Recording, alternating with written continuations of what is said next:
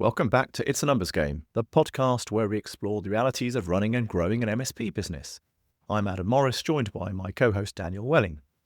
One of the biggest challenges in growing an MSP isn't the technology, it's the people. We hire great engineers, promote high performers and build teams, but often without really understanding where these individuals actually do their best work. So today we're exploring a framework called Working Genius. It was developed by Patrick Lencioni, and it looks at where people get energy in the work and where they get drained. It's a simple model that can completely change how you think about hiring leadership and team structure. And look, there's lots of different models out there that help you understand people and understand how to get the most from them. And I guess this is just another piece of the jigsaw. So it may well be something that resonates with you. To walk us through it today, we're joined by Chris Cooke, a certified Working Genius facilitator who works with leadership teams to understand how their people think, contribute, and perform best.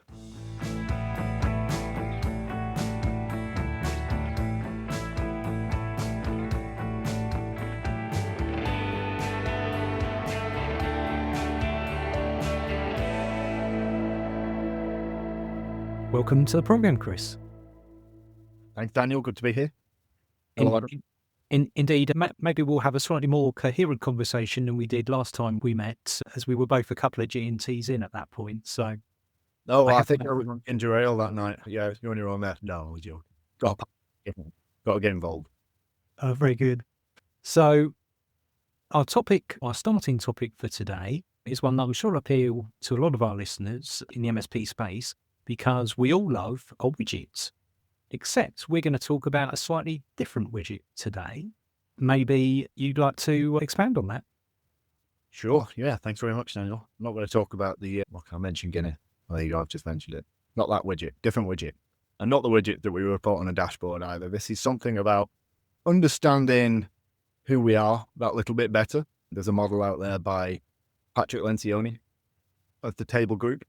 And they've done about 1 million plus of these assessments now.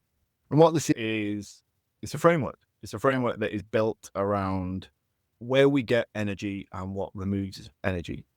So I'll go through the model on a top level. I'll try not to go in too much detail here, but I'll give you the bits that you need. The important element to remember here is we've got all those other great tools. We've got things like Myers-Briggs, but good luck remembering all of your team members, BF, TP, and all these things, all these different letters, and then what they mean, and then how do they translate? So it's great, but how great is it with application and actually using this stuff? And DISC is amazing. I've been through DISC. I think it's a great tool to understand how we like communication, but a lot of the time it gets misused and it defines that individual. So I used to be a high C when I was in a very tactical operational role, which meant that I wasn't allowed to make mistakes. If I put a comma in the wrong place or if I did something wrong, that doesn't define me. It's just how I like to be communicated to and communicate with. So on to the Working Genius. The Working Genius is all about where we get joined, like I said. So it's a 6-letter acronym. It's 40 questions that you go through. It takes about five minutes or so. And the acronym is WIDGET. Back to the original point. So we've got, if we start at the top and work our way down, I'll explain what each of these mean. And then I'll go into how we break it out. So widget is, at the top, you got a W. So if you think W at the top, we're at 30,000 feet, we've got W. W is wonder. Wonder is all about what problems are there? What are the gaps in the industry, in the company, in the team, things like that. So we're looking for opportunities. And that in itself is a genius area. So what we've got there, let's view these as different people, the WIDGET. Then you've got an I. So the I is invention. So what this person in invention generally loves to do is take that wonder, that opportunity, and go, I've got loads of ideas for this. They may come up with 100 ideas and they just do it naturally. You could put these people in a room and say, just come up with some ideas to fix this problem. Now, not all of them are going to be great, but they've got lots of ideas. So what we then need is somebody sat underneath that in a D. So a D is discernment. So discernment in this model means we take an idea and we work out whether it's a good idea or a bad idea. Now, you don't need lots of background knowledge and intellect. The people who have discernment have a very close connection with the limbic brain, which is the feeling part of the brain. So they have this feeling. So when we say gut feeling, that's the limbic brain talking. And they just know. So very good. A lot of people, project managers, will be a discerner because they're very good at scoping things out and working through the future. So once we've done all that, that's the first part of it. We've then got the G. The G is a galvanizer. A galvanizer is there to rally the troops. Great team leaders, a lot of service delivery managers will probably, that flourish, would probably be galvanizers. And you get a difference between introverted galvanizers and extroverted galvanizers, but galvanizers. They make sure we're on track with what we've already discerned from the stuff that we've talked about before in the WID. And then we've got an E. So we need E. Anybody with an E? I've got enablement. Thinks it's a bit of a token one, just to fill up the acronym and not have WIDGET. But actually, an E is the quintessential T player. An E likes to be involved in things, and they're the kind of person that would go, what do you need? What can I help you with? Tell me what you need that can help you move this further down the line. And then finally, you got the T, and the T is tenacity. Tenacity, so obviously you need the tenacity of each of these, but in this vein, this is the tenacity to get it over the finish line. Now, each of these come with elements of what people like and what people don't like who have these characteristics. So the T, what they crave is clarity. They crave clarity. Now, there's more, out of all the people who've done this, 1 million plus people have done this assessment and been through this, there's more people on the planet have a combination of ET than any other. So that means we've got a lot of technicians, for example, in our MSPs that are ETs. They're sat involved, and what they want is clarity. You do where this is going to fit into why we're talking about this. So they want clarity. What they hate and what crushes them is ambiguity. So if they don't know what they've got to do and what they should be working on next, as an example, it's tough. And the problem here is they may be able to do a good job, but how long can they do a good job? The tenure rate is maybe not going to be as good. So everybody's got two of these acronym letters from this acronym are that you're genius, 2 are your competency, and 2 are your frustration. I'll give you mine as an example. My genius is I'm a discerner and I'm an enabler, which means I like listening to other people's ideas and saying whether it's a good idea or a bad idea, and then mapping it out, going away. So I've already started running away with it in my head by the time we get to the end of the conversation. And then because we do that as a business, then I can go away because I know what we've worked out, what we're going to do and work on. I can jump in with my enablement and say, tell me what you need. What can I help out with? What if you got a hole in your business and you can't do this? Or what if you've not got the capacity to do? So it's a fascinating model around that. But underneath that, I've got my competency. My 2 competencies are galvanizing and tenacity. Whilst I can do these, and I can do these pretty well, I've managed big teams, I've managed small teams, which is where my galvanizing comes in. Tend to get to this point of every 2 years. Early in my career, I used to run B&Qs or Lidl's and bath stores and things like that, beginning of my career. And I'd get to this 2-year mark, and it's because I wasn't discerning. And I was just burnt out after 2 years. I was bored. I wanted to change my role. And so this epiphany only came later on in life. And then the tenacity stuff, I can do stuff, but I don't want to build a business around doing something that I don't love doing. I like doing stuff. I like getting involved in stuff, but I don't want to own it. I don't want to finish everything. So I'll build a team around me of people that like doing these things. And then finally, I've got wonder and invention. So if you put me in a room, I'm a business owner. I have to analyze the industry. I have to look at the gaps and things like that from my business perspective. But I don't want to do it all the time. I want to surround myself with people who like doing that. So when I started my business, I got board advisors, people who filled these gaps and people who can help me with these elements, because I don't need that all the time. I don't need to be coming up with new ideas. I don't need to be questioning everything all the time. Just need to get things done. So the acronym, I'll give you a visual that you can push out after this, because it's quite an interesting visual it's got. When you look at it from a 30,000 foot view, that's strategy. So wonder and invention is strategy. That's where we want to be in those strategic meetings. But then on a weekly, on a daily meeting, we want to be more granular. We want to be looking at the things that we can affect now. So that's more enablement and tenacity. So anybody can be in any position, any genius. It doesn't matter. It's not to say to be a CEO, you have to be a wonder or an invention. But what you need to be is intentional about it. Because if you're not, as a CEO, as an MD, as a business leader, we have to spend time there. Because what we'll do is we'll go into a strategic meeting and we say, I'm not WI, I'm a TE, for example, let's go to the other end of the spectrum. I'm going to make all of the conversation super tactical. And that's not the time for it. Because as opposed to talking about where we want to be, we're talking about how we're going to get there. and they're two different conversations for two different times. And what we end up with is this meeting stew, which Lencioni talks about in other books that he's done, The Advantage. So it's actually, it sounds much more complex than it is. It's actually very simple.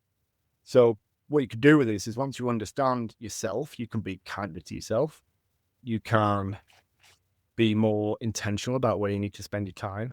You can understand where your gaps are. What do we need to recruit for? But then what we get is a tool where we can overlay all the different people in the business and we can see where the gaps are in the business. Because right at the top, what we've got is 3 categories in the elevation. I'll stop talking a minute. I'll let somebody else get a word in there, Trace. Is we've got the ideation stage right at the top, that W and I. And then in the middle, we've got activation. That's the galvanizing and discernment. And then right at the bottom, we've got implementation. So what I see when I do this a lot, the companies that are missing a whole section. It's so obvious when we see it. And I talk to the clients and people that we go through with this, and it's so obvious to them that this is why they've had a problem.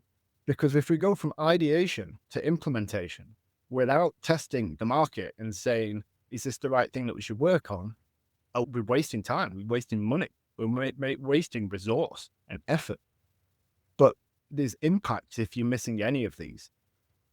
So it helps us create a picture of the business and what we need and how we work as a team.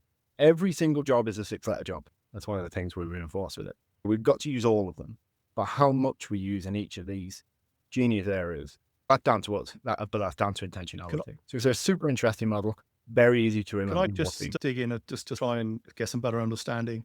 So you said every job is a 6-letter job. So all of these, what are they? Roles, types of thinking, emotions, what? Kind of like proclivity. Let's use that. Proclivity. Yeah. So all of these proclivities are required or involved in some way, shape or form with every role within a business, but some more than others, and some individuals are more comfortable with some more than others. So is it about, they're all there, but a tech engineer role might need a bit more tenacity than they need wonder, for example? Quite possibly. It doesn't mean that they can't do the job. They're just going to struggle getting excited by it. So I think when we think about the genius, if we put ourselves in a position, in a role, in a function where this is the kind of work that we really enjoy, we're going to become more curious. And because we become more curious, we go down rabbit holes and we become experts of that field. Whereas it's very difficult to go down rabbit holes about things that you don't care about. You know, like Daniel and I think you as well, and we like motorsports, we like cars, F1, things like that. Now, I could go down a rabbit hole and think and talk and read books and watch documentaries and go to track days, fine. But if you put, I don't know, something about ballet in front of me, I'm just not interested. I appreciate it, I'm just not interested. So I'm not going to go down that rabbit hole and I'm never going to be an expert on it. So if we think about that from the roles perspective, from a function, because anybody can do any job, but from let's take the easiest example as a sales role. If we've got somebody who, I see a lot of good salespeople, a pattern of being like IGs, so inventors and galvanizers.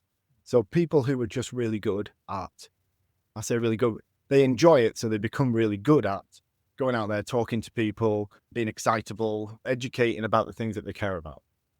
And they do really well quarter over quarter, and their reward is a promotion to a sales manager. And they, a lot of the time, fall down because they're doing a different role. They're managing numbers, they're managing people, and they're not doing what it is that they like to do. Their role model, that specific scenario then, what changes from being a salesperson to a sales manager within the 6 proclivities? That can never change. So the widget will never change. This is who you are. If you've answered the questions honestly. As in which emphasis changes on at a proclivity level. But this depends on the finite, what the expectations of that function. So what you tend to see in a business development and sales executive role is that they've got to do the doing. They've got to go out there, they've got to speak to people, they go to the events, they do the stands, they talk to people, they're full of energy, they're that person. And that typically talks to that GI topic, proclivities, the genius of galvanizing and invention. When you get to a sales leader role, sales manager role, well, you've gone from being in it to being more on it. So what you're now doing is saying, okay, these are all our targets. We're maybe looking at budgets, we're looking at sets, we're looking at different things that we can go and do. We might have to go and look at Wonder or Invention, and we can do these things, but the tenure's not going to be as good, and they're going to struggle. They're just not going to enjoy it. So in that specific example, we're shifting more away from an emphasis of, what did you say, discernment and galvanizing into Wonder and Invention. Is that right? The role probably demands that little bit more. We need to look at more opportunities. Like, what can we do? How can we innovate, basically, on what the industry requires? That person can still do it. They're just probably not going to want to do it. That's the point. So removing somebody whose genius expert level is maybe these two geniuses that we mentioned before, the galvanizing, the invention. And we're now saying you're going to do this function, but that function actually requires a different set of accountabilities, a different set of competencies of things that we're good at and we like doing. And we think, I'll change track, and if that's all right, and I'll have a look at the technicians, first line engineers.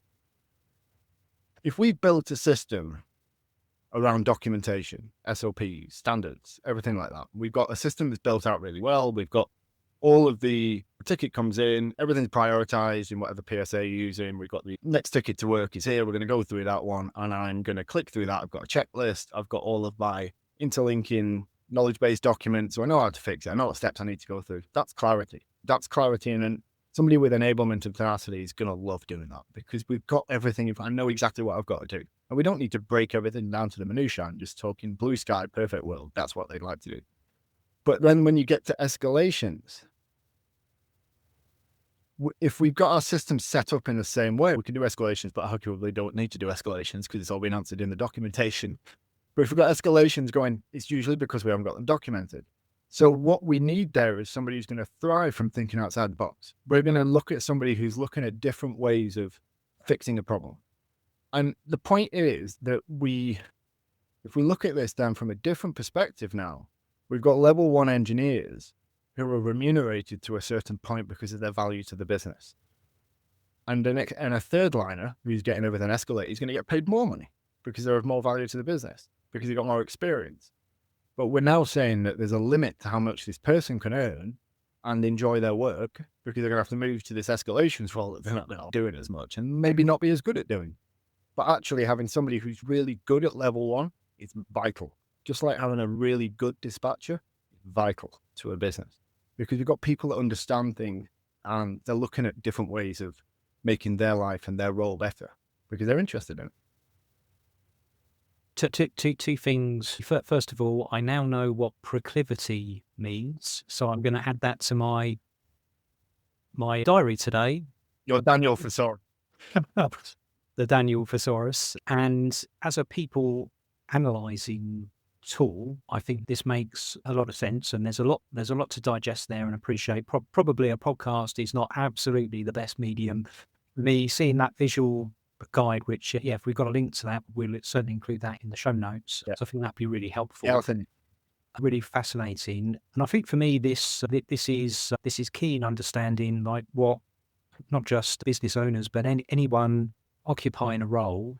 If you're a really good first or second level engineer, then maybe like we assume third level is the next progression, but actually perhaps that isn't. And career planning can now be more realistic to say, if you're going to go and become a third level engineer, you might earn more money, but you'll be a lot more unhappy in that, unless, and I think you said earlier, the intentionality around it, unless you willingly, knowingly do that and say, no, I am going to be happy because I am exchanging my interest in that topic. I'm going to be more disciplined around delivering what I need to in that different role. So I think, am I right there? It's intentionality that's the key thing to how you apply it. Be honest. When was the last time you actually felt in control of your MSP finances? The late nights chasing invoices, the cash flow stress, constant pressure to grow profit, it can feel never-ending. At MSP Finance Team, we've built the complete outsourced finance solution just for MSPs. From day-to-day bookkeeping to annual tax, management reporting, and full virtual finance team support, everything you need to run a profitable, stress-free business is under one roof. So whether you want to regain control, free up personal time, or finally build towards a real financial freedom, we can help you get there faster. Visit mspfinanceteam.com and discover how our outsourced finance team can help you stop surviving and start thriving. Absolutely. You think of all very good points, and I think all of these things we can talk about. I could talk about this till the cows come home. But how does it help us? What can we go and do with it? What's the application behind it? So there'll be a proportion of your listenership. Is that the right word? Readership. Let me check the thesaurus. Yes, correct. That are solo owners, which is awesome, which is great. But it's hard. I've been there. I'm sure you guys have been there. And it's tough doing everything. So how do we make time to do the things that we don't like doing? We need to be intentional about it. So when we really viscerally understand what it is that we like doing and what we don't like doing, as opposed to just having some idea around it, we can be more intentional about it. Because I struggle doing that wonder and invention, I, for example, have like a 30-minute block a couple of times throughout the week, which is what I call my T-zone. So it's my tenacity of doing my WI, because what I need to do is just go deep on a few topics. I don't want to, it's much like, we know the Pareto principle, 80-20 rule, where a lot of the things in life can break down to 80% and 20%. Same kind of thing there. We want to spend the maximum of our time in the area that gives us frustration. Otherwise, we're building a world that we don't like doing, and there's no longevity there. We'll burn out, and that's no good for anybody. It's no good for you. It's no good for your family. It's no good for your team.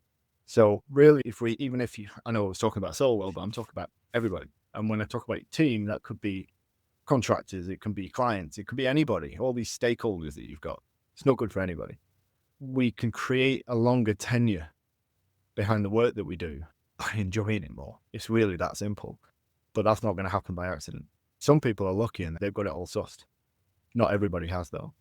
So the application here really works well with, I'm going to kind of segue onto something, if that's all right, onto kind of like the talent shortage the perceived talent shortage that we've got. And I remember probably 3 years ago, I remember we saw each other, and this was a topic at one of the Tech Tribe nights that we were at. Recruitment, people. There's no first liners. Okay, well, it's difficult finding a first liner. Always has been, always will be, because how do we quantify and qualify whether they're the right people for the job? We just got to give it a go. We're going off university degrees a lot of times, sometimes, or college or aptitude, things like that. And really understanding, and this is not a tool to qualify people in and out of roles, by the way. This is, if we understand what the function is that we want that first line, and I'm only using first line as an example, it can work with any, by the way. If we understand and qualify what the purpose of that role is, that's talking to the company purpose, and why they exist and what they're working toward, it's not just this verbose, that says this is what we stand for, which we refer to as our values. And then we talk about the actual role with this is what you're going to be accountable for in the role, 3-4 things, and this is what you need to be competent at to do this role. When we bake in the language of, we're talking about first liners, so tenacity and enablement, and reinforce, you will be doing something that has already been defined. Not coming up with it. What we're actually doing is we're talking to the limbic brain, we're talking to the feeling part of their brain that we struggle putting language behind. And when somebody reads that advert, they look at it and they go, that's for me. That's what I like doing, whether they know they're working genius or not. So if we understand what we need in that position, we can build roles around it and we can start talking to that person. So when we recruit, we get sometimes, what are you thinking? Inundated by lots of irrelevant candidates or no candidates at all. So that's about the positioning and where we're putting it. So there's never any silver bullets with this, but what we need to do is be clear as to who we are and what it is that we want, and we'll end up with the right people in the right roles. And so just a couple of questions, actually. Can these change? So if I just give you an example, personal example, maybe to bring it to life a bit, certainly from an identification perspective, I saw myself as an engineer. That's what I did. That's where my skills were. That's where my authority came from. And that was everything in my world professionally. And then one day I find myself having to sell. And that was like an alien territory. No idea how to sell. What is this thing? I've heard of it before, but that's about as far as it got. So I then had to somehow pivot into a different skill set. So would I have needed to have moved into different proclivities here? Or was it just, or did I change something about myself in doing so? Because, by the way, I enjoyed selling. I enjoyed tech and I enjoyed selling. So it wasn't that I didn't enjoy it. So how does that kind of work? Yeah. Well, like we've got 16 personalities. I'm sure you've come across that one. Was it Enneagram? Is that one is? Anyway, it puts the whole world into 16. And I don't think it's as linear as that. Right. I personally don't anyway. Okay. When I went through certification on this, one of the things that came up by a lot of people on the course was this question: does this change? Can this change over time? Now, there's a bit of a caveat here. And the caveat is, number one, how well do you know yourself? And how well can you answer the quiz? 40 questions. They're incredibly curated. They're very well curated. They're very pointed, and they've got it down to about 40. And the point is, when we make a decision and we answer these questions, I am getting to the answer with this point, by the way, is I always ask people who disagree. And by the way, I've got discernment, and anybody with discernment always disagrees with their results. Part and parcel of it. So I'm prepped and primed and ready for that one. Is one of the questions I ask is, how long did it take you to fill it in? And the ones that we've had the wrong results, there's only maybe been 2 out of about 300 that I've done, have taken about half an hour, 45 minutes, because they're sitting, they're reflecting, they're trying to convince themselves that the world that they've got and the work that they do is the stuff that they enjoy doing. But bear in mind, this is not about what you can and can't do. Anybody can do anything. This is about what you enjoy doing. So if you understand yourself well enough to answer those questions, honestly, it'll be an accurate result. What you could be in is this kind of limbo period in life where you just, yourself is so alien to yourself. You don't know how to answer the questions. You don't know what it is that you like. So the textbook answer is no, it will never change. But the reality of it, is how you know yourself at the time of answering the questions. Now, I've done mine 3 times at different stages over the past 3 years. Like, one was where I was working for somebody else, and now I've got my own business and then doing different things on that journey. And they've been the same each time on mine. They don't change. Fundamentally, they don't change. But if you're creative, and I don't mean creative as like an artist, if you're creative with your thinking, you can do any role if you can capitalize. So you were saying that you're an engineer and you went into sales and you like doing both of these things. What you did is you took the engineering element that you're interested in, and you didn't I'm only assuming here, Adam, is that you probably didn't view sales as sales. You probably viewed it more as education about the engineering. It's more about viewing it like that. A lot of people, I think, put sales on this pedestal. And actually, if you think about it, I was actually listening to a Paul Green website earlier today, and if you put yourself in another person's shoes and understand them, that's perfect marketing, really. And that's all it is, really. We're trying to talk to these people about the things that we care about. Probably why you did well in sales. You talk about engineering. Love it. And I was nearly with you there, Chris, because I was thinking exactly that. What's the way of gaming this square in the circle here for Adam? And I was thinking maybe the thing he actually enjoyed doing was helping people, because as an engineer, you're helping solve people's problems. As a salesperson, you're helping them buy what they need or want. And so maybe we've identified it as a role, but actually it's absolutely. I give you a great. Is that a great example with my wife? She'll kill me for saying this, but so my wife she's got a degree in interior design, and then she went to go and work for one of the world's largest architectural practices, became their in-house interior designer. She's the kind of person who, when she gets so excited, only dogs can hear. She speaks so high pitched and excited. She gets really tough because she's passionate. She cares about it. So guess what? She ended up with a job in sales in a different business, because what she's doing is talking about something that she cares with the use. So it's exactly the same, but a different industry. So it can be used in so many different ways. And that doesn't mean, Adam, you go on to be a business owner. So you've got tactical all the way to invention. And this is why when we talk about, I understand why people say it. We talk about on the business and in the business. If you're a business owner, you have to work on the business. No. What about if you're a business owner that is tenacity and enablement? If I'm spending 80% of my time working on my business, I would not like my life, and I'd be much better served going work for somebody else. If I'm intentional about it, I will make sure I'm spending the necessary amount of time on the business And when I'm looking for outside help, be that a contractor or an advisor or a new team member or peer support, I'm going to get that help with people who like doing that thing and bring them into it. So I think it's all about that individuality of making sure, sounds like a very American word, doesn't it? Of making sure that you're spending your time in the area that makes you happy without neglecting the other elements. Yeah, really interesting. And it puts me in mind of someone we all know, Paul Lloyd, said to me, and this will be many years ago now, something along the lines of, you can do it yourself or you can pay someone else to do it. They're your two choices. Yeah. And I think the extreme would be, I really enjoy doing first line work. So I sit on the help desk. Doesn't mean that I can't also own the business as well and be a shareholder, as long as I paid a CEO, a salesperson, and all of the other roles that I don't enjoy doing. But yeah, how we get to that position maybe is a topic for another podcast episode. You know, I could talk about this all day long. There's so many applications behind it, but it really is. We talk about outsourcing.